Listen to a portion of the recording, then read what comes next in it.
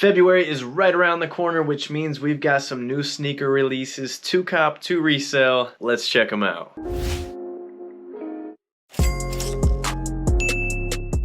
Before we get started, I want to say thank you guys so much for the growing support of this channel. Thank you guys for subscribing and tuning into every video, interacting with each video. It means a lot to me whenever I see you guys drop a comment on my videos. Keeps me motivated to keep making content for you guys. I've got a lot of ideas on the way. I'm really excited for this summer. I'm going to hit up some conventions, sneaker stores, some cash outs, hopefully more interviews, some more interactive and entertaining content with other sneakerheads, and it's going to be really fun to bring that to the channel. It's going to be fun. I'm excited. That's all I got to say. New release guide. If you're new here, I bring these to you guys every month. Releases that are on my radar that I think that you should cop to resell, or at least consider copping to resell. January, I'm not going to lie, it was not the greatest month of sneaker releases by any means, but February, we're going to turn things around. We do have a few heavy hitters on our radar, plenty of releases to cop to resell, and we're starting off with a bang. February 1st, we have got the off-white Air Force One mid pine green. Even since Virgil's passing, we're still seeing some off-white silhouettes, which I love. Every sneakerhead should love. Let Virgil's designs live on. Obviously, the whole shoe is green. We've got the same midsole, outsole with that bulky spike look that we had on some other silhouettes that were released here recently. If you make your way back towards the heel, you're going to see a candle emblem, and then on the other side, you're going to see the word off in Virgil's handwriting. Very cool details in this particular shoe. I don't know if these outsoles are steering some buyers away. The more recent release with this similar outsole didn't do so hot. I don't know if it was just because of supply and demand, or if it was because the style isn't what people are looking for. Nonetheless, these are retailing for $150, so there's plenty of meat on the bone. Make sure you're live on the sneakers app on the 1st at 10 a.m. Track these down at your local sneaker stores. You're going to be able to find out who is releasing these on Instagram, on other social media platforms, so make sure you turn your notifications on for those. February 11th, we have the Air Jordan Retro 4 Craft. Now, we all know 4s are popping. 4s have been popping for the last 6 months, and they're going to continue to go off in 2023. These are clean. They've got a couple different materials, pretty neutral colorway overall. Could throw these on with just about any fit. And again, there's going to be plenty of profit to be made here. Retail is $210. Resale value is definitely going to be over $300 right off the rip. This is a release that you do not want to miss. These are going to be available on all the foot sites, so enter the raffles there. Again, on sneakers on release day at 10 a.m. February 15th, a shoe that we haven't seen in a while, the Air Jordan Retro 1 High OG, black and white. The last time we saw this pair release was back in 2014, and I will say right off the rip, they did not do so well whenever they released. You could snag pairs of these all day long for under $300. As time went on and less dead stock pairs of those were out there, the price shot up. Man, it got to the point where you couldn't even find a pair of these that were clean, let alone DS, for like less than $500. It was crazy. Me loving ones as much as I do, I need one to rock, I need one to stock, maybe one to resell if I can let a pair go, but these might be a little bit tougher to get this time around. I'm seeing retail price at $200. Some of the other OG ones are at $180. I don't know if, since these are tagged with the 85, that they're going to be stuck at $200, or if my sources just are not aligned.